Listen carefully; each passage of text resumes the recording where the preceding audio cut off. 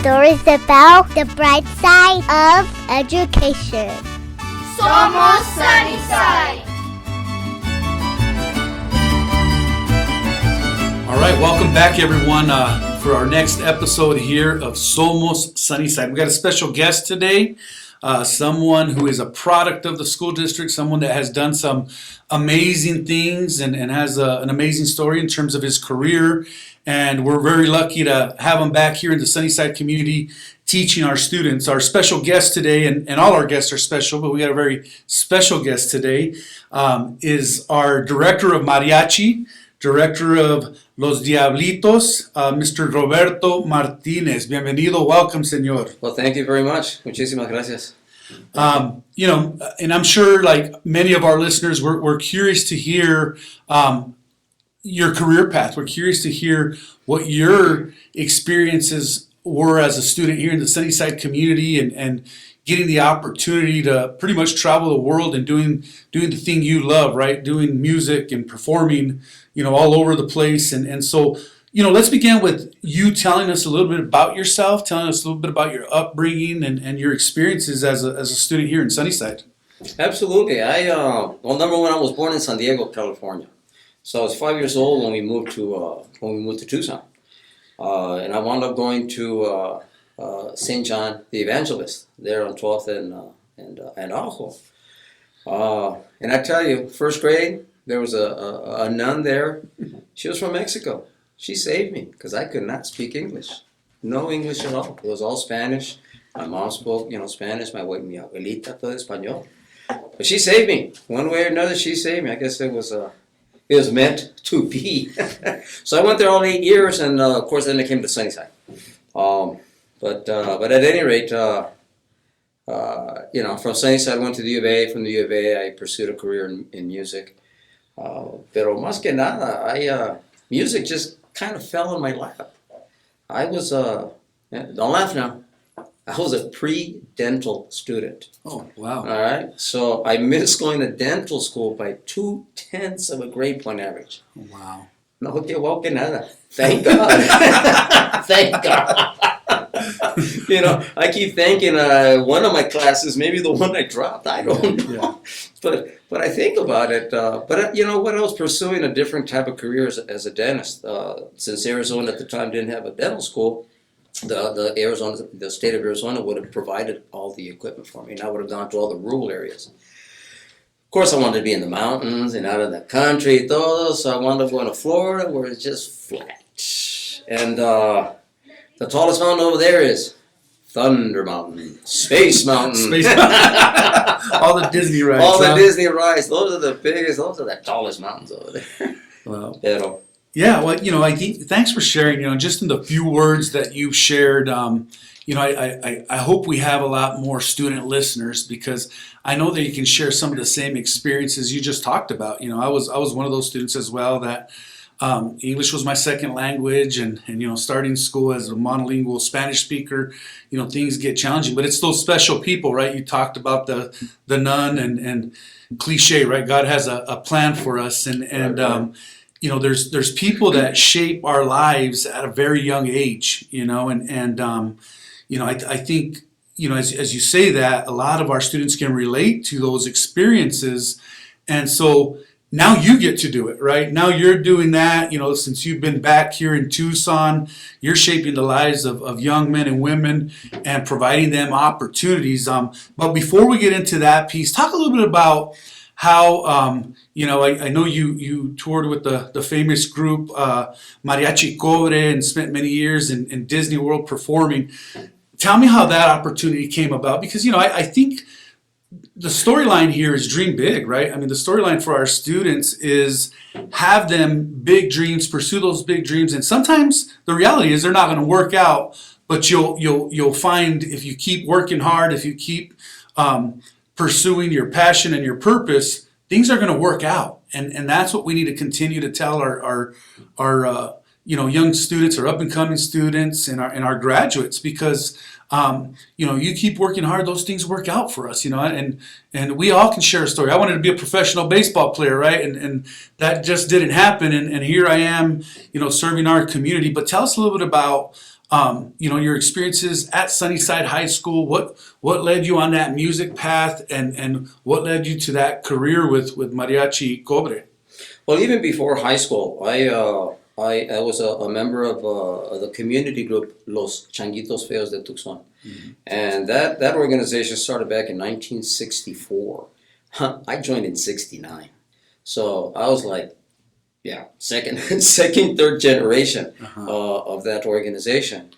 And we were very, very fortunate that we had some influential people on our board. One of them was Mr. Joel Valdez.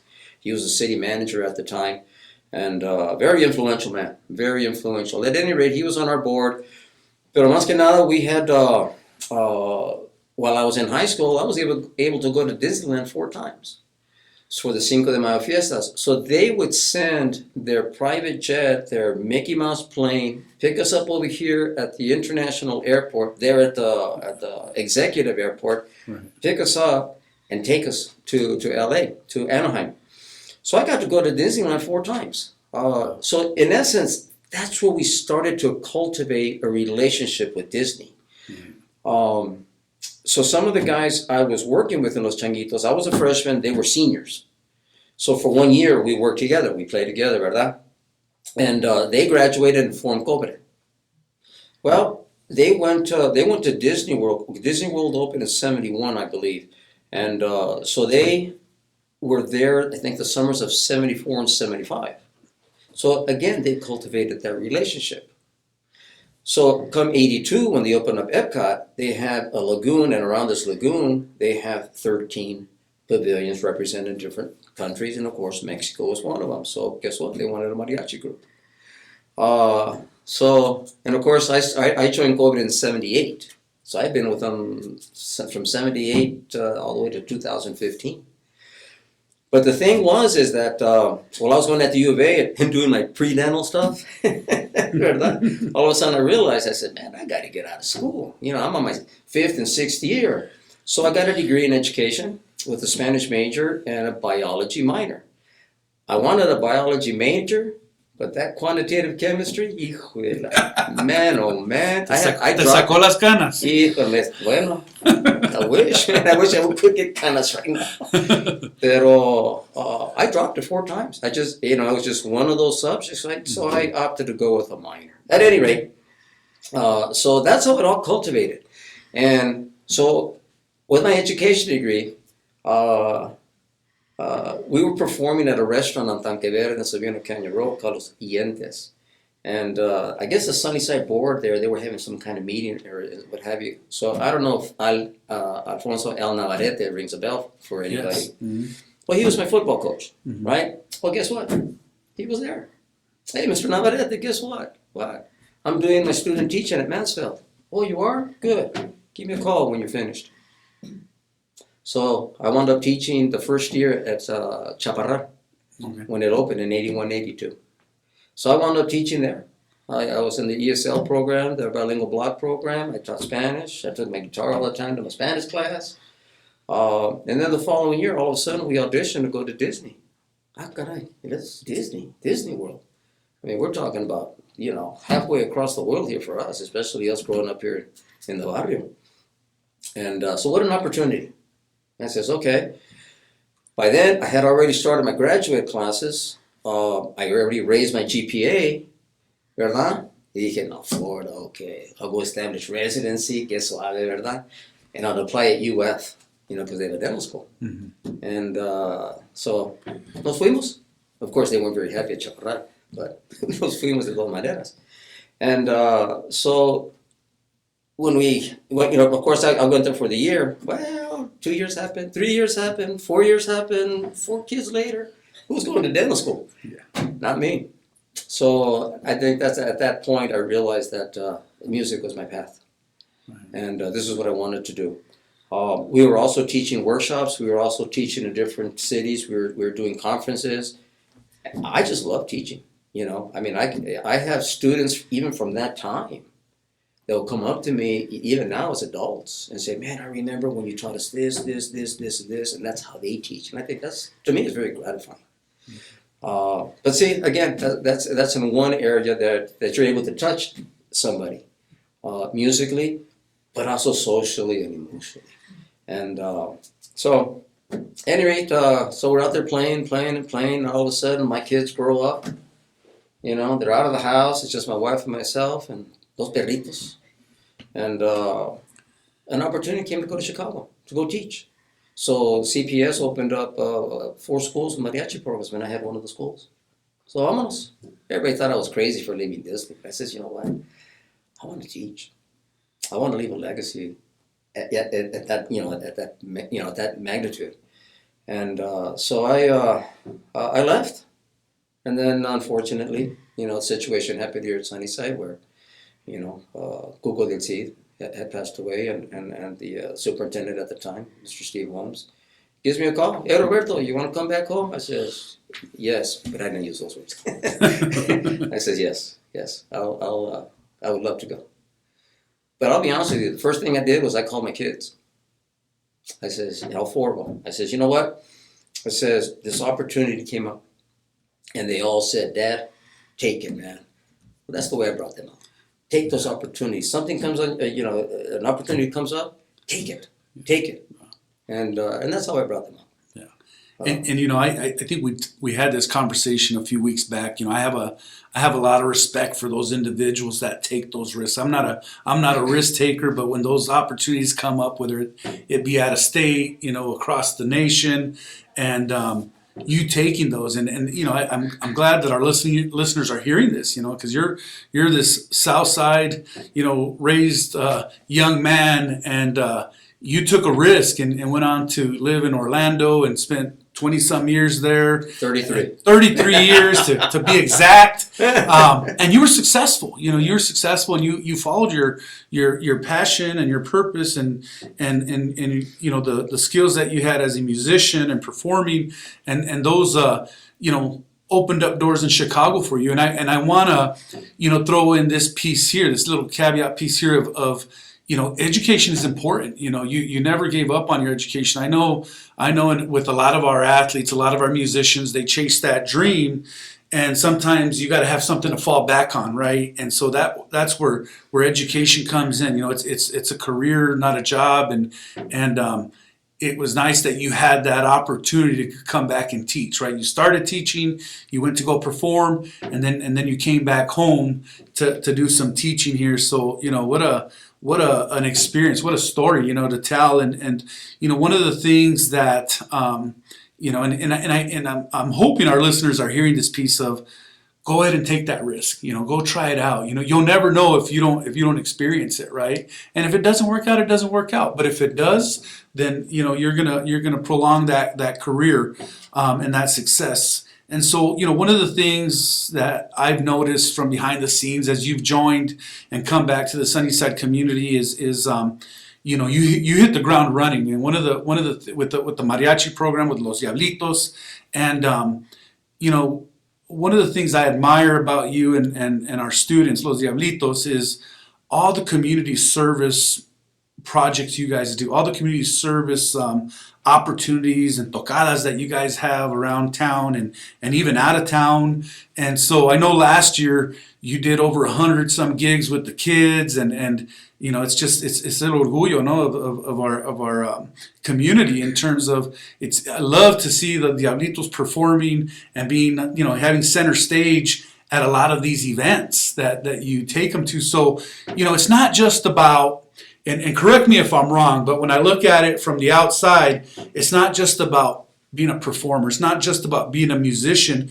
You teach these young men and women how to be people, life skills they need, and teach them how to grow as individuals, to be successful and chase those dreams. And I love seeing that, sometimes, and I'm probably going to upset some of our directors and musicians around town that are listening to this, but sometimes they want the limelight. Sometimes they want the spotlight, is probably a better word.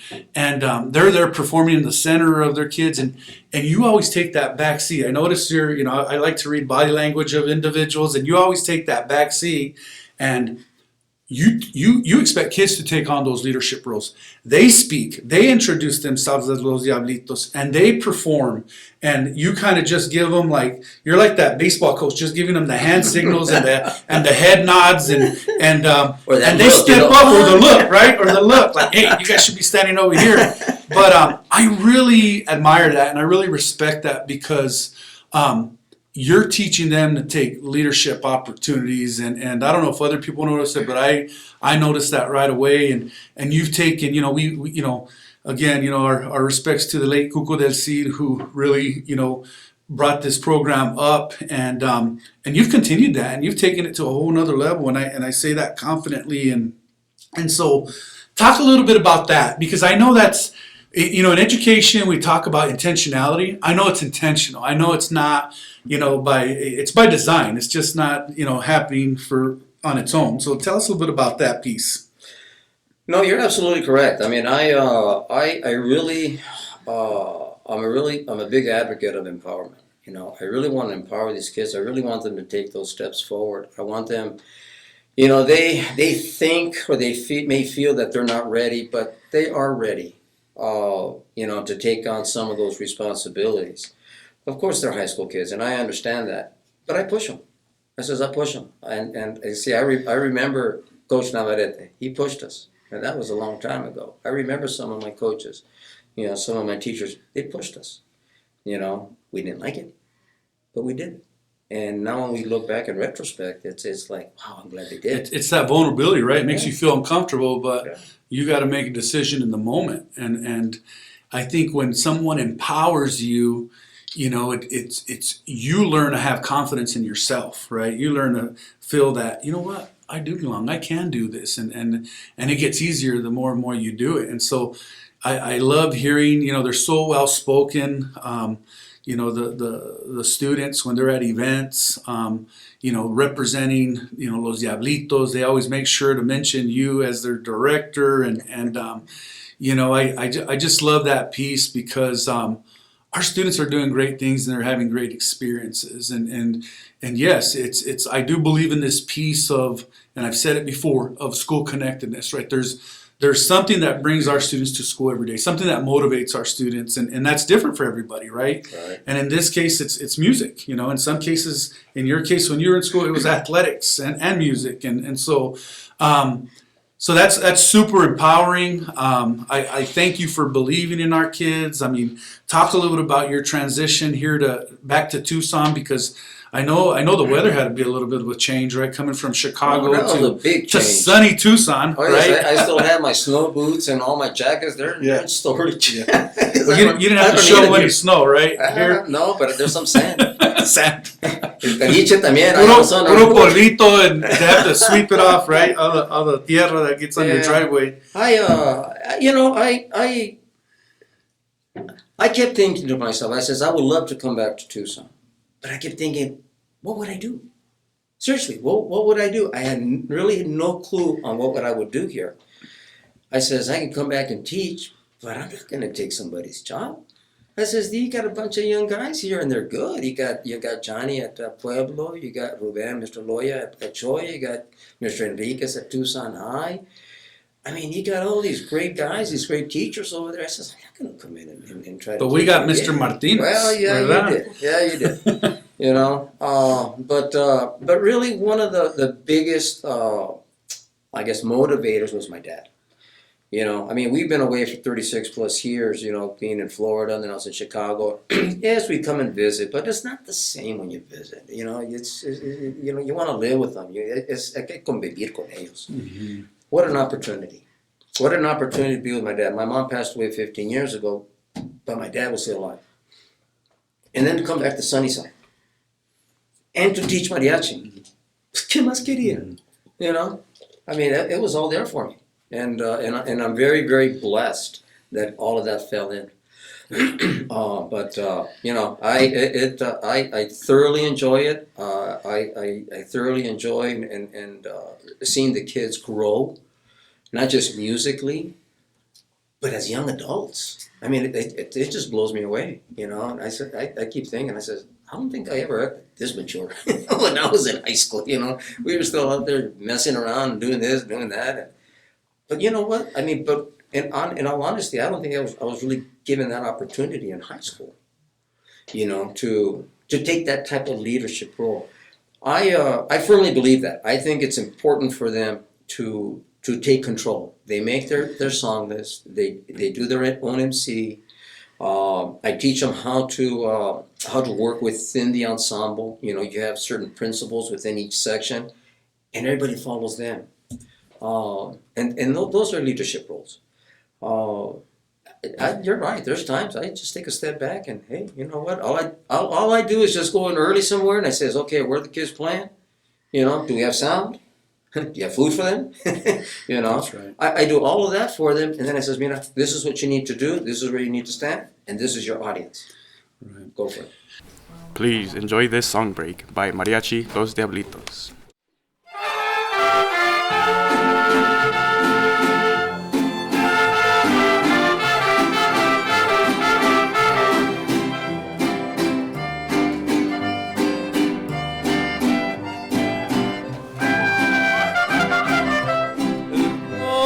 Cariño,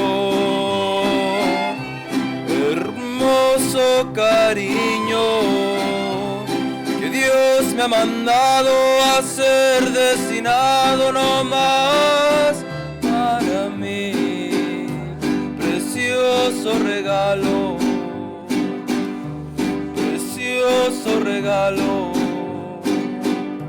del cielo llegado, que me ha colmado de dicha y amor, hermoso cariño.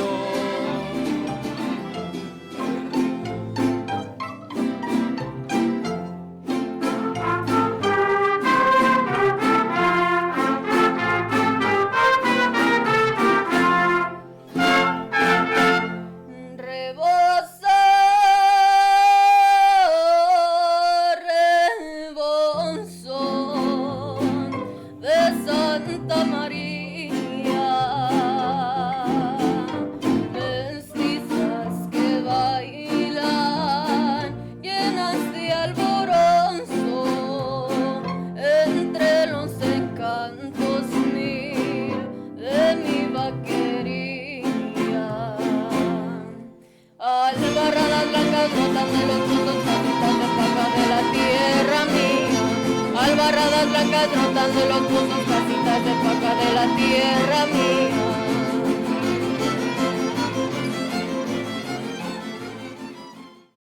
And you know, and you know, we you jokingly say we have food for them, but you know, you're such an advocate for our students, and I've seen it where, you know, one of the things I always look at when we go to these events and Los Diablitos are performing, and usually it's at a luncheon, it's at a big kickoff ceremony, breakfast, and you always look out for our kids. And I truly appreciate that, because the first thing I ask is, hey, are they feeding our kids? And you have already taken care of that, right? So, I mean, you have a special relationship with our students. I mean, and we, you know, in education, we talk about how important relationships are.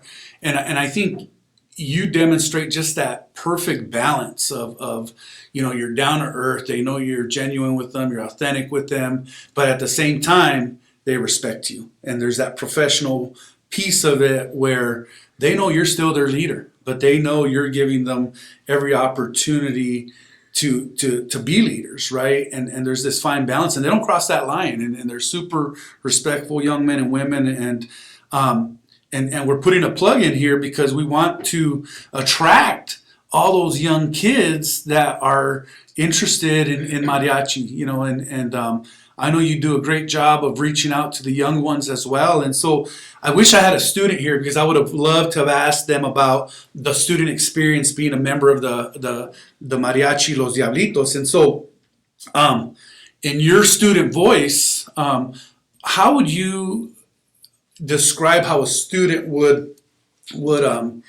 articulate that experience, that student experience of being a member of Los Diablitos? And you're chuckling, so I think you have a good sense of how they would describe it. I don't know if it's a good sense. They'd probably say, Martinez, man, I don't know, you know. But you know what? That's a very good question because I ask them that all the time, especially when we go to some type of a performance or some kind of an event where, you know, the organizers will ask that question.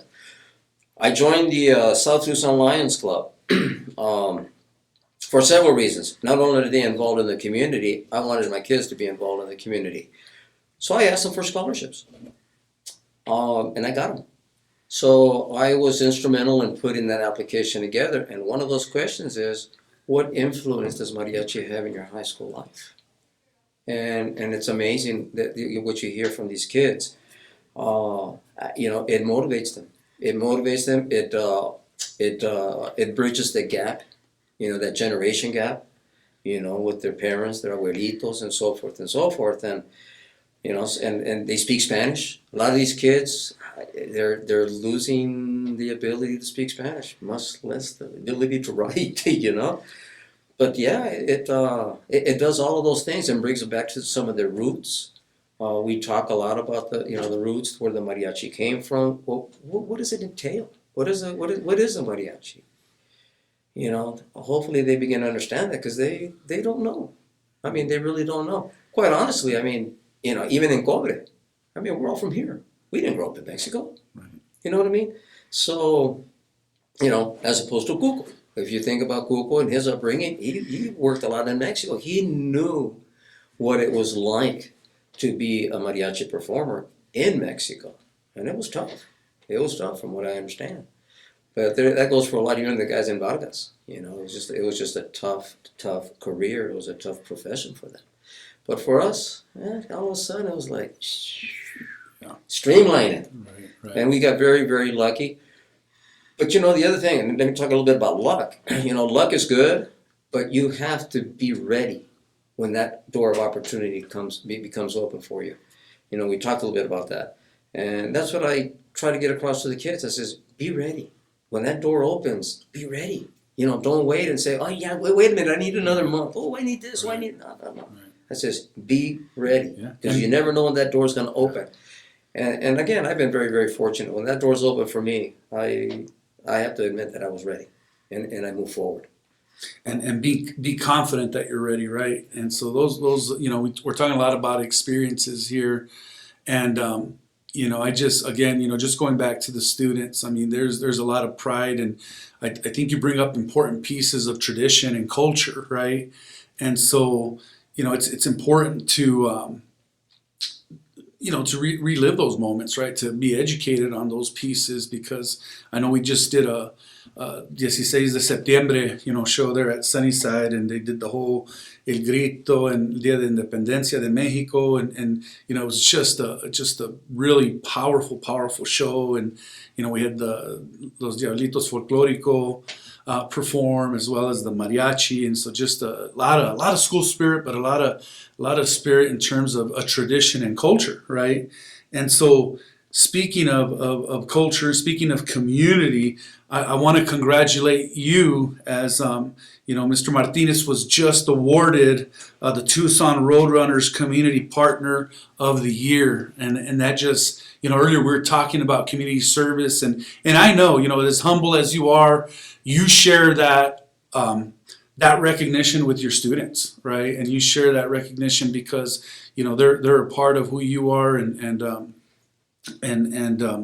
you know, it's just well deserved, and I'm jealous because I always wanted like this jersey given to me with my last name on it, but I wanted to earn it, right? I don't want people just to give me a jersey, and you got one, man. And so it's a if you haven't seen it, go to our website. There's pictures up there of Mr. Martinez and his jersey, and he's most proud of the last name on it instead of the Roadrunners piece, but it has el lazo on the front.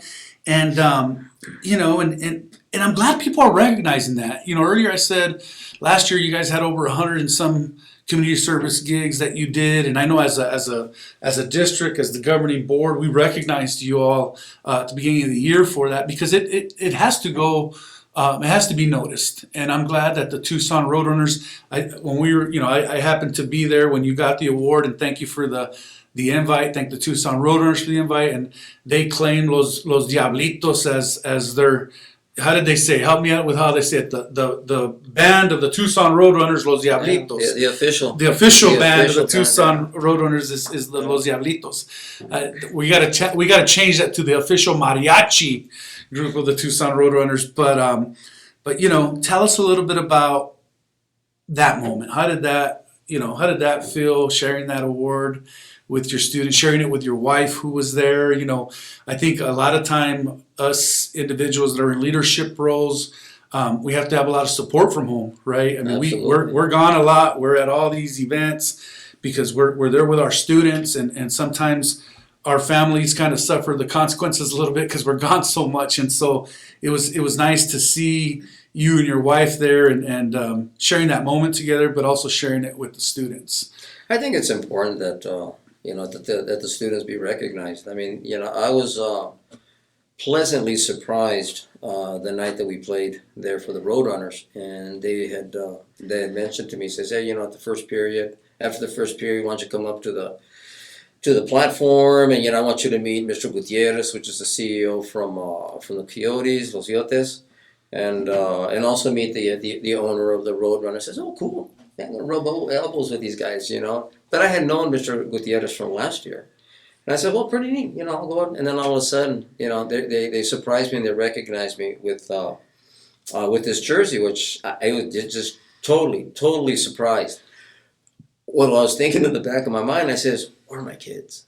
Because they had gone. Yeah. They had left. Yeah. And I says, God, had I known, I would have told them to stay. Mm-hmm. Pero ni modo.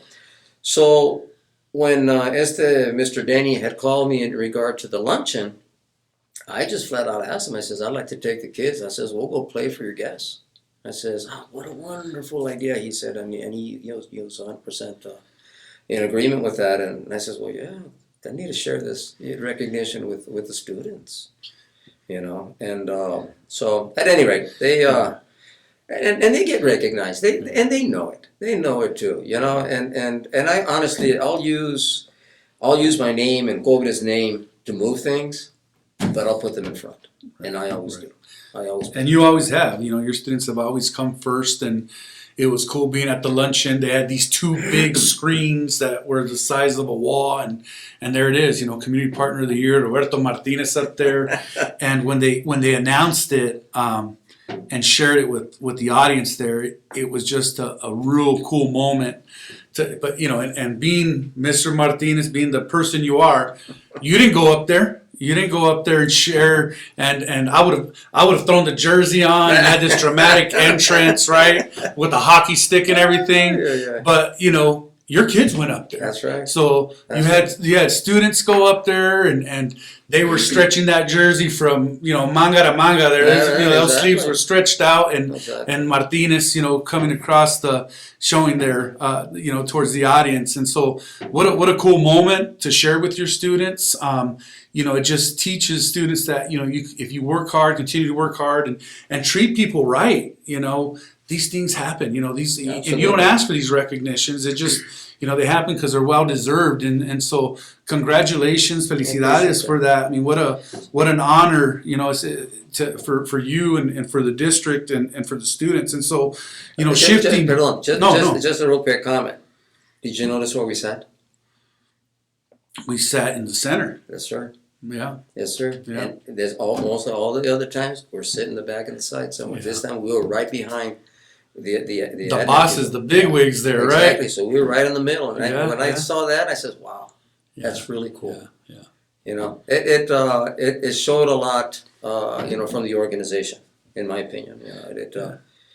A lot of respect for the Tucson Roadrunners for in what I've seen from behind the scenes is they've been super welcoming and they're treating you the way you deserve to be treated, and for all you've done for them. And so, again, just what an awesome recognition and you've been it's un placer interviewing here today and for our listeners and you're just a true role model. You're a true role model. You're a true example of what our kids can do, of young kids growing up in this community can go out and do great things and have a fabulous career and do it the right way. And so you exemplify what it means to be a Sunnyside grad, what it means to be a product of this Sunnyside community, and I'm gonna I think I want to do two things. One is I see you brought your is it the viruela guitarrón? I'm gonna screw it up. What? Es la vihuela mexicana. Vihuela mexicana. There you Okay. go. Thank you for the correction there. I got no musical talent, pero a lo mejor te puedo dar segunda voz or something like there that, you right? go. I mean, I'm pretty good with that. I know There the little rhythms at the end of the song. So we want to get to that song. We want to get you playing your vihuela, but What song you want to hear? oh my God. I mean, Oye, yo no soy cantante, ¿eh? no. So- Pues te ayudo ahí, te voy a asistir. Te voy a apoyar. But before we get to that, I want to leave you with this question. What does this community mean to you? What does the Sunnyside community mean to you? And if there's a message you have out there for all students, right? Not just the Diablitos, but for all students, what would that be? That's a very interesting question. So I'm going to backtrack all the way to my high school years, and that is that when I was in Los Changuitos Feos, we traveled to Chicago, to Wisconsin, to Ohio, to Seattle, San Francisco. We traveled New Mexico, Wyoming, Colorado, and so forth. So at a young age, I was able to see a lot.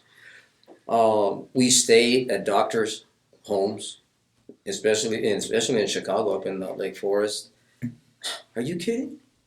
This ain't South Tucson. this ain't my barrio. You know, all of a sudden it just opened up my eyes to a lot. Now, was I gearing to move out of Tucson? No. But I had those experiences, and those are the things that I wanted to share when I was teaching at Chaparral. Okay? All of a sudden, the whole Epcot, the whole Disney thing just, boom, it just fell right on our lap. And I took advantage of it. But, you know, I think if anything, it's just an opportunity. Show these kids they have opportunities. That's all. Just show them that they have opportunities. You know, they don't have to be, and I'm going to say the word stuck, but they don't have to be stuck here. You know, yeah, they come back. I came back. You know, there's a lot of other teachers that have come back. You know, you've come back.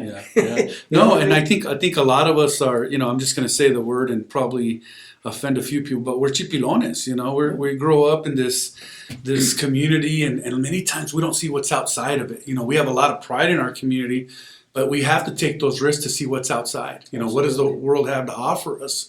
And, you know, you call it homesickness. A lot of our kids get homesick, you know, when they leave the state to go to school or leave the state for a job, and you know, they have to learn how to overcome those things. You know, those are just temporary things that are difficult and challenges at the time, and you know, even as adults, those things are hard, right? Even as adults, and so when you make those major changes, major shifts, you know, they can be difficult. But you know, I'm glad that our listeners are hearing this. I mean, just you know, very inspirational in terms of what can be done. Follow, you know, it's cliche, right? Follow your dreams. You know, Sure. everybody Sure. says, and but I think you hit it right on the nose. Is be ready for those opportunities. Opportunities will come. I think so. I think, you know, not only be ready.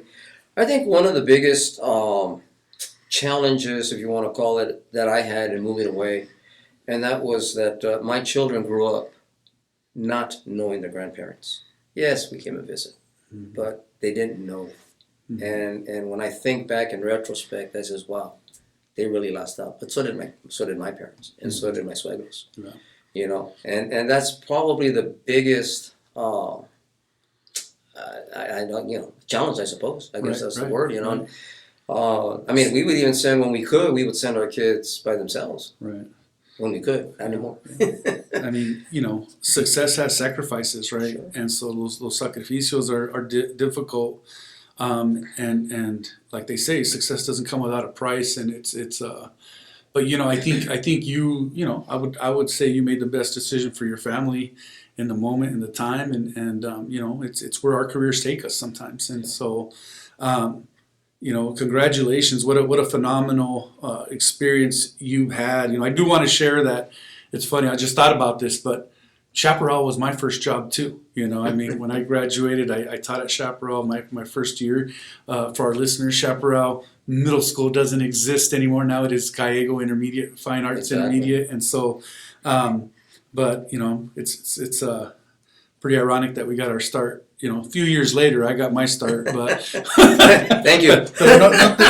no vamos a hablar de eso. But I'm ready, man. What do you got for us? What are you going to play for us? Well, I don't know.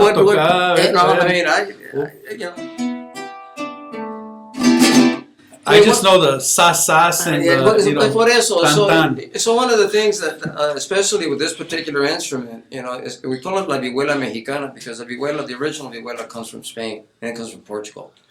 And it's a different instrument. So we always refer to this one as la vihuela mexicana.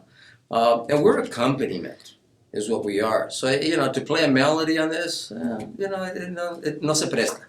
You know, so it's all rhythmic. It's all rhythmic is what we do in an accompaniment.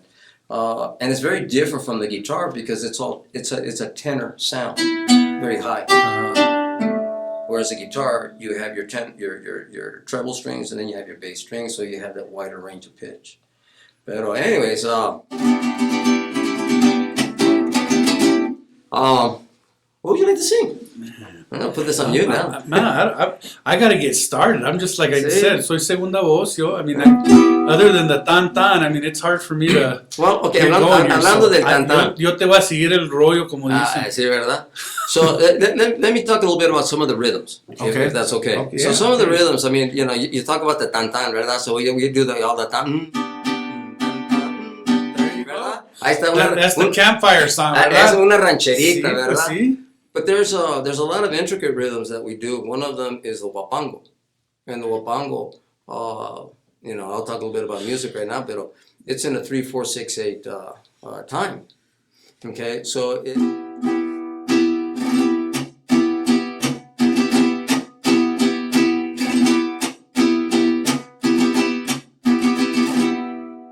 So you can sing. You can sing that one. And then we have the son jalisciense, which is from Jalisco. And it's kind of in the same time signature, ¿verdad? Pero poquito más con gusto, ¿verdad?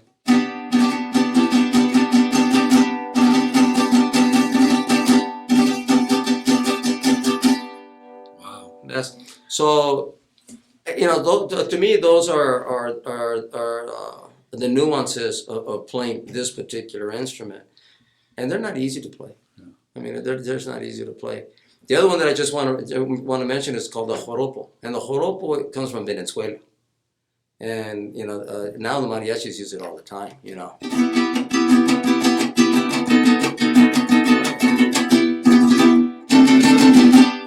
That's the little Antonio Banderas one right there, right? There you have it, man. See, all of a sudden, I watch movies. I don't know anything about music, but I watch movies. How about El Desperado? El Rey. That's algo. Is El Rey, what would you call that style? Es una ranchera. Y luego una ranchera lenta. Now there it changes time. I don't know if you noticed that. So it'll start off in a 3/4. Da da dee da da da da. 1 2 3 1. Da da da da da da da da da da. Then we change time. Well, since we got El Rey in the house, why don't we give that a shot, ¿verdad? Let's give un riesgo aquí. Let's take a risk and sing it. Yo te sigo. Una piedra del camino me enseñó que mi destino era rodar y rodar, rodar y rodar, rodar y rodar. Después me dijo un arriero que no hay que llegar primero, pero hay que saber llegar. Con dinero y sin dinero, yo hago siempre lo que quiero y mi palabra es la ley. No tengo trono ni reina y nadie quien me comprenda, pero sigo siendo el rey. Bravo, bravo. la segunda bien. There you go. Te dije la segunda y luego. I had to change keys because she was too high. No, that was cool. That was a cool moment. Gosh, it just reminds me of my tios around the campfire después que se han tomado unas Pepsis, Sí, and so it's just it's cultura, no? It's a culture thing, and it just brings back a lot of memories. And it's folkloric music, and when you start to define what folkloric is, it's música de la gente. Yeah. Anything is de la gente, whatever people do. Heck, the mariachis used to be any musicians that were in the town. Oye, si los mariachis, pues hay un saxofón, hay un bajo sexo, those were the mariachis. Yeah. Until it became a little bit more standardized. As a principal, it's funny you say that, and I was in my principal times at Desert View, and kids bring their instruments to school. Sometimes they're not even involved with the mariachi or the band, but they got their own little groups, and you have all kinds of different music that just motivate kids, and you have your techno bandas, you got the accordion, and I remember showing up one day to school. It was, high schools, you start 7:20, it was about 6:45 in the morning, and I saw this crowd of people in the mall area, and I'm running over there. I have my radio. I'm a rookie administrator, and I'm like, "Hey, I think there's a fight. There's something going on up there in the mall area. I need some help," and this and that. And all it was kids playing their instruments, playing a song, and everybody gathering around in the morning. What a beautiful moment, right? Here we are, that's how they thinking there's a pleito and a fight going on, and all they were was just gathering and enjoying music. Absolutely. And Absolutely. so one of my goals when I retire, if I ever retire, is I want to learn to play the guitar for that moment, right, of sitting around the campfire and just Well, I got my fourth period. You get a guitar, you're welcome. I know. Anytime. I'm gonna have to go in there and get some lessons. But I'll tell you what, man. I'm like, when they say you got two left feet, I think I got two left hands when it comes to instruments. So too. My wife loves to dance. Never mind. But, any closing comments, Mr. Martinez? Well, it's been a pleasure. It really has. I appreciate that very, very much for this opportunity to speak about the program, to speak about our mariachi kids, and a little bit about my trajectory. It's not as stellar as you portray it to be. It's been hard work. It's been a lot of work. Yeah. But it's been very gratifying and very satisfying. And one of the things that I look forward to is to see our kids grow, and it's not easy. Sometimes I run them through the ringer, and hopefully they'll come back and say, you know what, maybe Mr. Martinez was correct, maybe he was right. Yeah. I have so speaking about how the little bola, verdad, que todos saying you were out there running to see un pleito, verdad. Mm-hmm. So this week has been the week for my classes. We go to the 100 hall, we go to the tap. To go see the niños, and so we go and we play for them. Wow. Granted, they only know 2 or 3 songs, and then we go to the foyer there in the admin, and we're there right in front of Miss Denise Bravo. Pues también salen los counselors y salen todas, todo el barullo, verdad?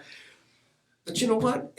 What it does, they may not know a lot of their stuff musically, but they start to gain confidence because now they're in front of people, and especially their peers. Are you kidding? Mm-hmm. To be in front of your peers, forget it, man. Yeah. But anyways, it's just a good vibe, right? You hear music, Absolutely. It people makes you happy, right? Absolutely. Makes you happy when you hear that music, and it gives you the chills. You feel it inside of you, and especially when we see our young students singing, right? Yeah. And you can tell when they sing from the heart. And when you see that, it just gives you chills. And so, I want to thank you. I mean, in the last few words you had is what I expected from Mr. Martinez. Super humble, super selfless here in terms of giving all the accolades to the students. But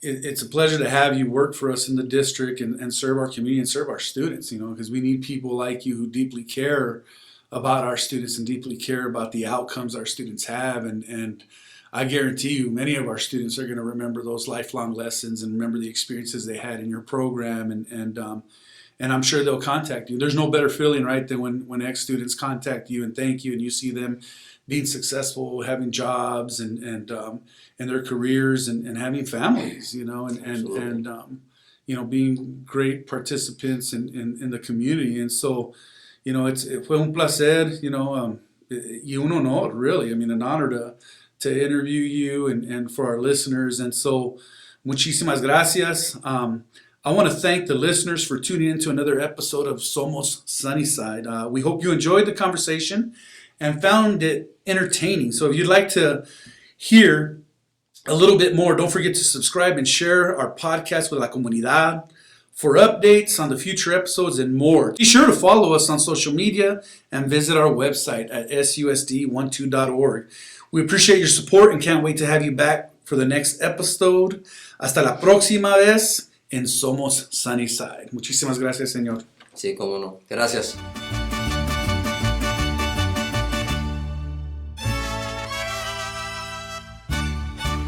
Somos Sunnyside.